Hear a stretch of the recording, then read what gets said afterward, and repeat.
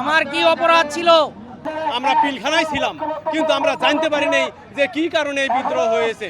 এবং এই বিদ্রোহের আগে, এই হত্যাকাণ্ডের আগে পিলখানায় ভারতীয় বাহিনী ঢুকছিল এবং সেখানে তারা বিভিন্ন পরিকল্পনা করিয়ে এই বিডিআরকে এটা পরাজিত করার জন্য, হত্যা করার জন্য তারা পরিকল্পনা করেছে। করে রাজপথে নামার কারণ একটাই, 2007 সালে ভাই আমি চাকরিতে ঢুকছিলাম, যে সময় বিডিআর বিদ্রোহ নামে যে হত্যাকাণ্ডে ঘটিয়েছে, সেই সময় আমার চাকরির বয়স ছিল 1 বছর 1 মাস 17 দিন। আমার অন্যায়ভাবে 7 বছর জেল দেওয়া হয়েছে এবং আমি পিলখানাতেও ছিলাম না, আমি ছিলাম খুলনা সেক্টরে। সেখান থেকে আমার চাকরিচ্যুত করা হয় এবং আমার 7 বছর জেল দেওয়া হয়। আমি জেল খেটে বাড়িতে গিয়ে আজ পর্যন্ত কোনো সরকারি চাকরি পাইনি। আমি মাস্টার্স কমপ্লিট করেছি ভাই। আমার এর ইতিপূর্বে আমার আরও 2টা চাকরি হয়েছিল ভাই। আমি পুলিশের এএসআই পোস্টে চাকরি হলো, পরে আমার বিডিআর বিদ্রোহর যে তকমা দিয়ে তার কারণে আমার চাকরি হয়নি ভাই। বাধ্য হয়ে আমি গরিব মানুষের ছেলে, আমি এখন অটো চালাই ভাই। অটো চালিয়ে আমার জীবন চালাচ্ছি ভাই। আমার 2টা সন্তান, একটা ছেলে একটা মেয়ে আছে ভাই। আমরা খুব কষ্টে আছি ভাই। আমরা আপনাদের মাধ্যমে সরকারকে জানাতে চাই ভাই, আমাদের জন্য একটা ব্যবস্থা করে ভাই। এটাই আপনাদের বিরুদ্ধে আমাদের একটা এখন আবেদন। আমাদের যারা আমাদের অন্যায়ভাবে যাদের চাকরিচ্যুত করা হয়েছে, আমাদের তাদেরকে চাকরিতে পূর্ণ বহাল করা হোক এবং যাদের বয়স শেষ হয়ে গেছে তাদের জন্য সরকার সুযোগ সুবিধা সহ তাদের পেনশনের ব্যবস্থা করে। শেখ হাসিনাকে ফ্যাসিস্ট সরকারকে দেশ থেকে উৎখাত করার পরে যে আমরা আশাবাদী ছিলাম যে অন্তত আমরা এই পিলখানায় বিডিআর যারা হত্যাকাণ্ড যে হয়েছে, চাকরিচ্যুত যারা হয়েছে, আমরা ন্যায় বিচার পাবো, কিন্তু আজও পর্যন্ত আমরা ন্যায় বিচার পাচ্ছি না। অথচ 2009 সাল থেকে শুরু করে যতগুলো মামলা ছিল অন্যান্য সমস্ত মামলাগুলো সবাইকে অব্যাহতি দেওয়া হয়েছে, অথচ আমাদের মামলাগুলোকে অব্যাহতি দেওয়া হচ্ছে না। আমরা বৈষম্যের শিকার। আমরা 2009 সালে শেখ হাসিনা ফ্যাসিস্ট সরকারের রাষ্ট্রীয় জুলুমের শিকার হয়েছি। আমরা আমাদের চাকরি ফেরত চাই, যার জন্য কাপড় পরে এসেছি।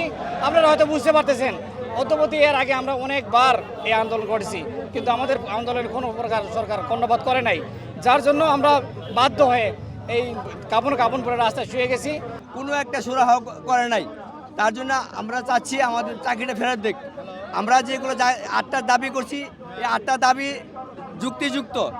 এ পুরো বিশ্বকে জিজ্ঞাসা করেন আমরা যে দাবিগুলো করছি সেই দাবিগুলো যুক্তিযুক্ত কিনা। যদি কেউ অযুক্তি বলতে পারেন তাহলে আপনি আসেন, আসা আমাদেরকে বোঝায় যান যে আপনাদের এই দাবিটা আপনাদের অযৌক্তিক। আমরা কোনো অযৌক্তিক দাবি করি নাই। আমাদের ন্যায্য পাওনা, ন্যায্য দাবি করেছি, ন্যায্য পাওনাটা আমাদেরকে ফিরিয়ে দেন। আমরা চাই আমাদের নিরীহভাবে আমাদের 18টা কোর্ট সিইও সাহেব গঠন করে সেরা আমাদেরকে অন্যায়ভাবে বাড়িতে পাঠিয়ে দিছে। আমাদের দেশে এখন মানুষের মুখ দেখাইতে পারি না, আমাদেরকে বিদ্রোহী বলে। আসলে তো আমরা কোনো বিদ্রোহ করি নাই, সেদিন কোনো বিদ্রোহ হয় নাই। সে ঘটনা ছিল একটা পরিকল্পিত ঘটনা। সেই ঘটনা ছিল একটা শেখ হাসিনা সরকারের একটা পরিকল্পনা গঠিত ঘটনা। তার ইয়া থেকে দীর্ঘায়িত করার জন্য এই বিডিআর উপরে এই অত্যাচারটা চালাইছে এবং সেনাবাহিনীকে দুর্বল করার জন্য, বিডিআরকে দুর্বল করার জন্য।